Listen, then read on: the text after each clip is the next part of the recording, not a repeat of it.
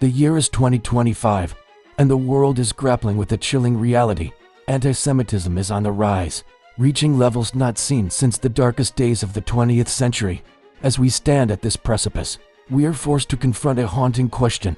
Could a second Holocaust happen here, in our time? Since the Israel-Hamas war erupted in October 2023, a tidal wave of hatred has swept across the globe. What began as isolated incidents has morphed into a terrifying surge of violence, discrimination, and fear. The statistics are staggering, painting a picture of a world teetering on the edge of a familiar abyss. In the United States alone, anti-Semitic incidents have skyrocketed by an alarming 361% since the conflict began. This isn't just a number, it's a stark reflection of shattered lives, broken communities, and a society fracturing along ancient fault lines.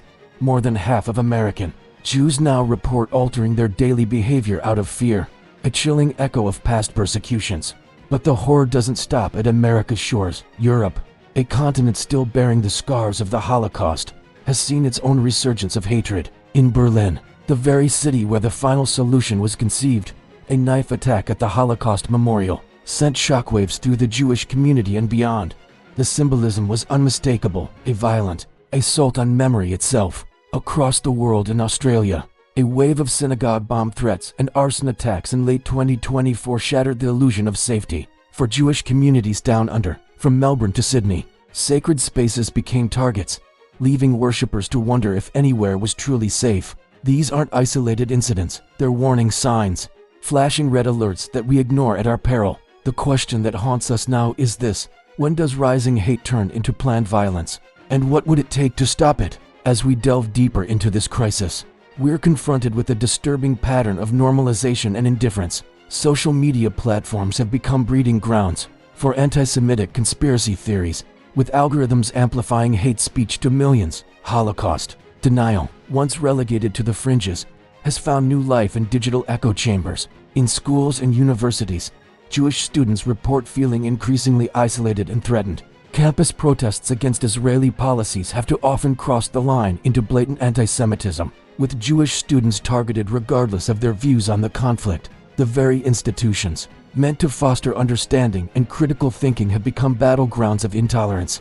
Perhaps most alarming is the creeping normalization of anti-Semitic rhetoric in mainstream politics. Dog whistles have given way to bullhorns, with some elected officials openly trafficking in anti-Semitic tropes. The line between legitimate criticism of Israeli policies and outright anti-Semitism has become dangerously blurred, providing cover for more extreme voices. This distortion of reality and erosion of historical understanding didn't happen overnight. It's the result of years of neglect, of failing to confront anti-Semitism head-on, of allowing the lessons of the past to fade from memory. As Holocaust survivors dwindle in number, their living testimony is replaced by revisionist narratives that downplay or outright deny the horrors of the Shoah. The parallels to the 1930s are impossible to ignore. Then, as now, economic uncertainty and political polarization created fertile ground for scapegoating. Then, as now, a minority group was blamed for society's ills. Then, as now, violence against Jews was met with apathy or tacit approval by too many bystanders. But history doesn't have to repeat itself. There are voices of resistance, beacons of hope in the gathering darkness. Interfaith coalitions are forming, bringing together Jews, Muslims, Christians, and people of all faiths to stand against hatred. Education initiatives are working to combat ignorance and preserve the memory of the Holocaust for future generations. In the halls of power, some leaders are finally waking up to the urgency of the moment.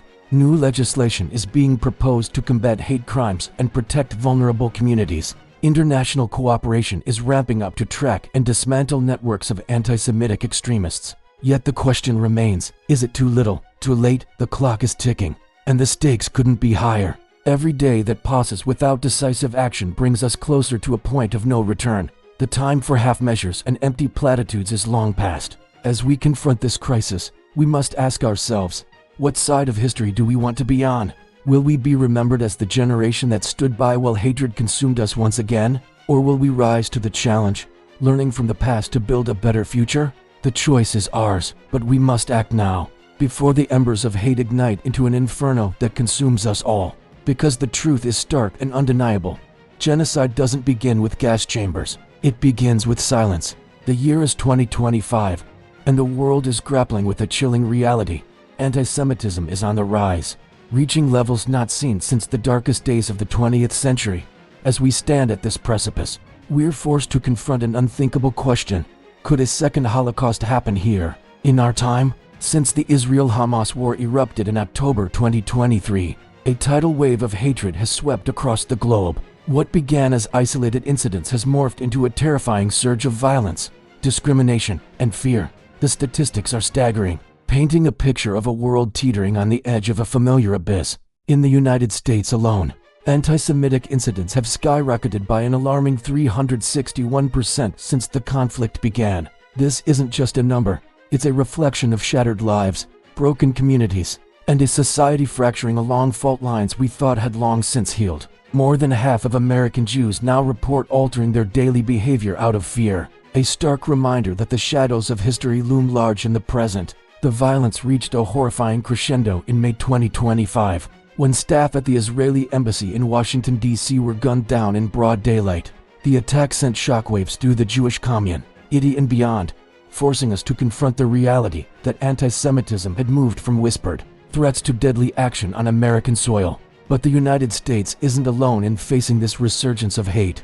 Across the Atlantic, Europe has witnessed its own alarming episodes. In Berlin, a city still haunted by the ghosts of its past, a knife-wielding attacker struck at the heart of memory itself, targeting visitors at the Holocaust Memorial. The assailant's motives were explicitly anti-Semitic, a chilling echo of ideologies many thought had been consigned to history books.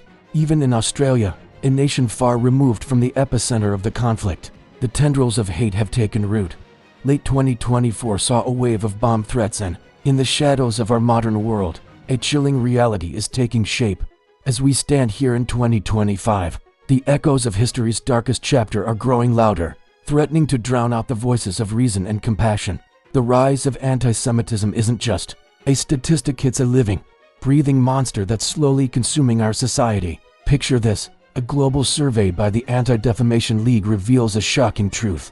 Nearly half of all adults worldwide harbor anti-Semitic beliefs. Let that sink in for a moment. In your neighborhood, your workplace, perhaps even among your friends, 1 in 2 people might hold prejudices against Jews. But it gets worse. 1 in 5 adults are completely unaware of the Holocaust.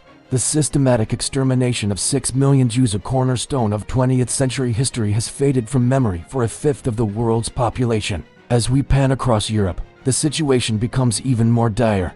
Holocaust denial and distortion are on the rise, spreading like a virus across EU member states. Museums and memorials, once bastions of historical truth, now struggle against a tide of revisionist narratives. The very foundations of our collective memory are being eroded, replaced by dangerous falsehoods and conspiracy theories. But the threat isn't confined to the realm of ideas. In the streets of London and Sydney, hateful chants ring out at public festivals. From the river to the sea, they cry, a slogan that many interpret as a call for the destruction of Israel and its Jewish population. These aren't isolated incidents, they're becoming mainstream, normalized in a way that would have been unthinkable just a few years ago. Our educational institutions, meant to be safe havens of learning and growth, are under siege. Schools and university campuses face mounting pressure from normalized hate. Jewish students report feeling unsafe, targeted not just for their beliefs but for their very existence. The places that should nurture young minds are instead becoming breeding grounds for intolerance and fear. Perhaps most disturbing of all is the silence.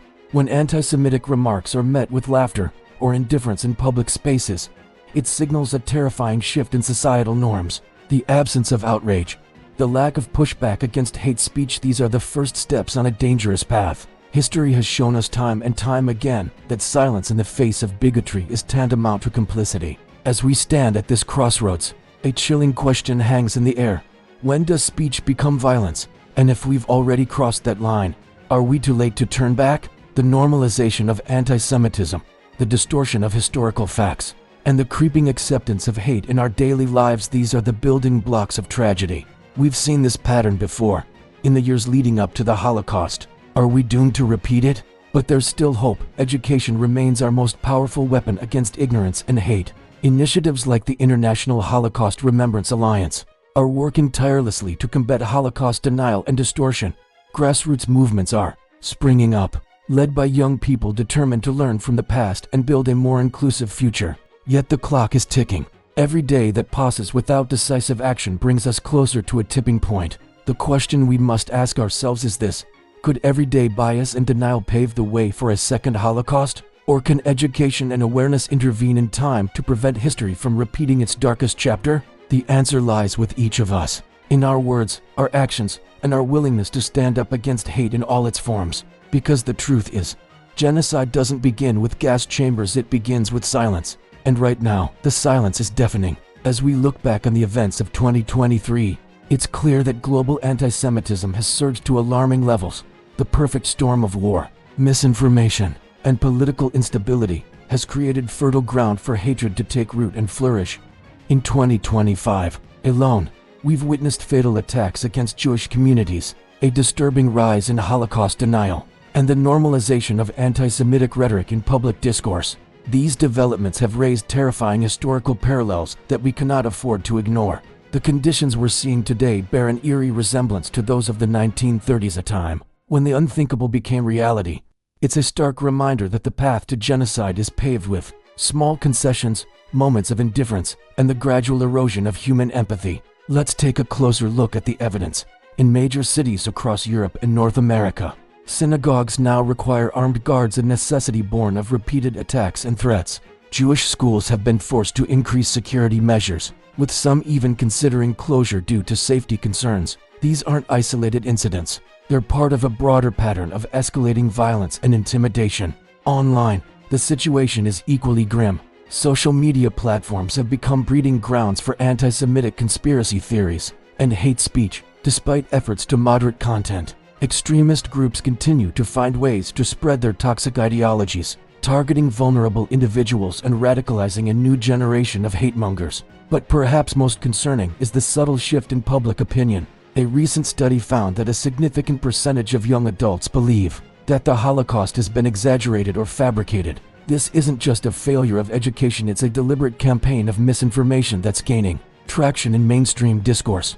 As we delve deeper into this issue, we must confront an uncomfortable truth. The line between hate speech and physical violence is thinner than we'd like to believe. Words have power, and when anti-Semitic rhetoric becomes normalized, it creates an environment where more extreme actions become possible, even acceptable. Consider the recent events in Eastern Europe, where a far-right political party with openly anti-Semitic views gained significant ground in national elections. Their campaign slogans echoed the dehumanizing language used by Nazi propagandists in the lead-up to World War II.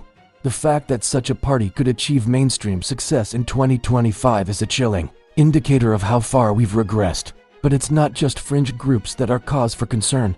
Even in supposedly progressive circles, we've seen a disturbing trend of anti-Semitism masquerading as political critique. The line between legitimate criticism of Israeli policies and outright anti-Semitism has become blurred, with ancient stereotypes and conspiracy theories finding new life in modern political discourse. As we reflect on these developments, we're forced to confront a terrifying possibility. Could a second Holocaust happen here? In our supposedly enlightened age, the evidence suggests that we're closer to that reality than many of us would like to admit. Yet, there is still hope around the world. Individuals and organizations are fighting back against the tide of hate. Holocaust education programs are being revitalized, with a focus on personal stories and interactive experiences that bring history to life for new generations. Interfaith initiatives are working to build bridges between communities, fostering understanding and empathy. Technology, too, is being harnessed in the fight against anti-Semitism. Artificial intelligence is being used to detect and counter online hate speech, while virtual reality experiences are allowing people to visit concentration camps and hear first-hand accounts from survivors. But is it enough? And more importantly, is it too late?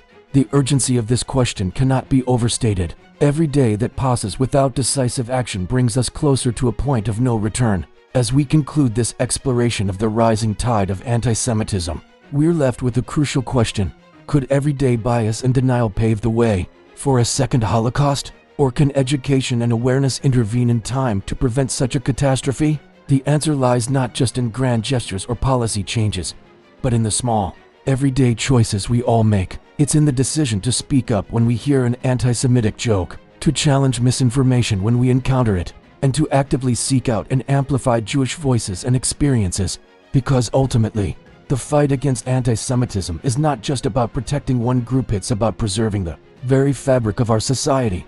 It's about standing up for the principles of equality, justice, and human dignity that form the foundation of our shared humanity. As we face this critical juncture in history, let us remember the words of Holocaust survivor Elie Wiesel: "The opposite of love is not hate, it's indifference." In 2025, we can no longer afford to be indifferent. The time for action is now. The choice is ours. Will we learn from history, or are we doomed to repeat its darkest chapters? The world is watching, and future generations will judge us by the decisions we make today. In the somber halls of Auschwitz, survivors gathered to mark the 80th anniversary of the camp's liberation.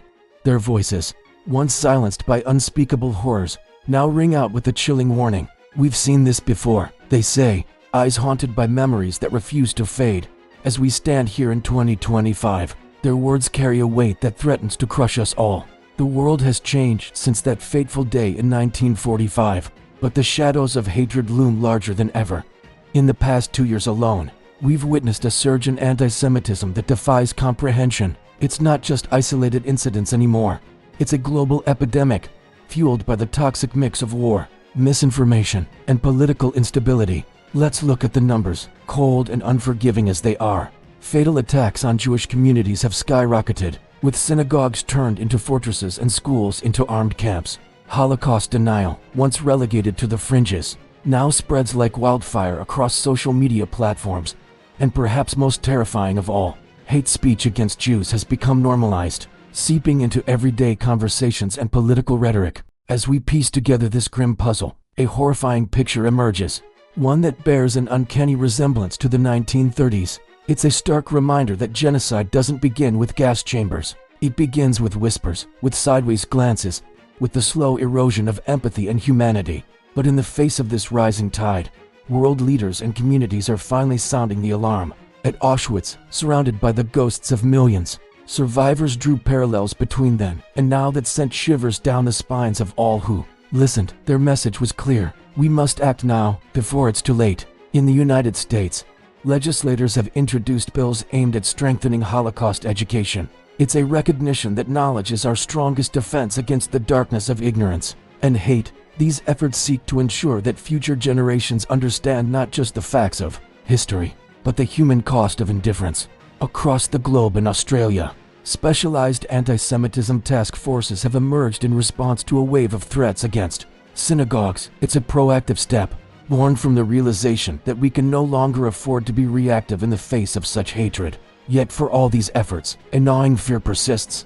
A recent global survey of Jewish communities revealed a stark truth. Many feel less safe now than they did just a few years ago. It's a sentiment that echoes through time, a terrible déjà vu that we cannot ignore. Israel's special envoy for combating anti-Semitism put it bluntly: the rise in anti-Semitism is more than just a threat to Jewish communities. It's an early warning sign, a canary in the coal mine for the health of democratic societies as a whole. When we allow hatred against one group to flourish, we open the door to tyranny for all. So we stand at a crossroads, the weight of history pressing down upon us. Will we heed the lessons of the past? Will we act decisively to stem this tide of hate? Or will we wait, paralyzed by complacency, until history's darkest pages replay before our eyes? The clock is ticking, each second bringing us closer to a point of no return. In classrooms and community centers, in halls of government and houses of worship, the battle against anti-Semitism rages on. But is it enough? Can education and vigilance truly stop hate before it metastasizes into genocide? As we grapple with these questions, we must remember that the answers lie not just in grand gestures, but in the small, everyday choices we make. It's in the conversations we have with our neighbors, the posts we share online, the stand we take when we witness injustice. The survivors who gathered at Auschwitz didn't just share their stories. They passed on a sacred duty. They entrusted us with the task of ensuring that never again remains more than just a hollow phrase. It's a responsibility that falls to each and every one of us. In the United States, the push for Holocaust education goes beyond mere facts and figures. It's about cultivating empathy, about helping students understand the human cost of hatred and indifference. These efforts face challenges, from budget constraints to political pushback, but educators and advocates press on. knowing that the stakes couldn't be higher. Australia's task forces represent a different approach, one focused on immediate threats and community protection. They're working to build bridges between law enforcement and Jewish communities, creating rapid response systems to address threats before they escalate into violence. It's a model that other countries are watching closely, considering how to adapt it to their own contexts. But even as these efforts unfold, a sobering reality check comes in the form of that global Jewish survey. The numbers paint a picture of communities under siege, of families contemplating whether their ancestral homes are still safe havens. It's a fear that transcends borders, from the streets of Paris to the suburbs of Buenos Aires. This fear isn't unfounded. The special envoy's warning about anti-Semitism as a harbinger of broader societal decay finds echoes throughout history. Time and again, we've seen how the targeting of Jewish communities has been a prelude to wider campaigns of oppression and violence. So we find ourselves at a pivotal moment, teetering on the edge of a precipice. The countermeasures being put in place, education initiatives, task forces, international cooperation, are vital. But are they enough to turn the tide? Or are we already too late, watching helplessly as the window of opportunity slowly closes? This isn't just a question for policymakers or community leaders. It's a challenge that confronts each of us every single day. When we hear a casual anti-Semitic remark, do we speak up or stay silent? When we see misinformation spreading online, do we counter it with facts or scroll past? These small moments, these individual choices, are where the battle against hate is truly won or lost. As we look to the future, uncertain and fraught as it may be, we must draw strength from those who came before us. The survivors who shared their stories at Auschwitz didn't do so to simply recount past horrors. They did it to arm us with knowledge, to instill in us the courage to stand against hatred in all its forms. Their testimony is a reminder that hope can survive even in the darkest of times. It's a call to action, a challenge to each of us to be better, to do more, to fight harder against the forces that would divide us. The path forward isn't easy. It requires constant vigilance, unwavering commitment, and a willingness to confront uncomfortable truths. But it's a path we must walk, not just for the sake of Jewish communities, but for the future of our shared humanity. As we close this chapter, let's carry with us the words of Elie Wiesel, Holocaust survivor and Nobel laureate. The opposite of love is not hate, it's indifference. In 2025, as the echoes of the past grow louder, we cannot afford to be indifferent. The time to act is now. The responsibility is ours. The question remains, will we rise to the challenge, or will we let history repeat its darkest chapter?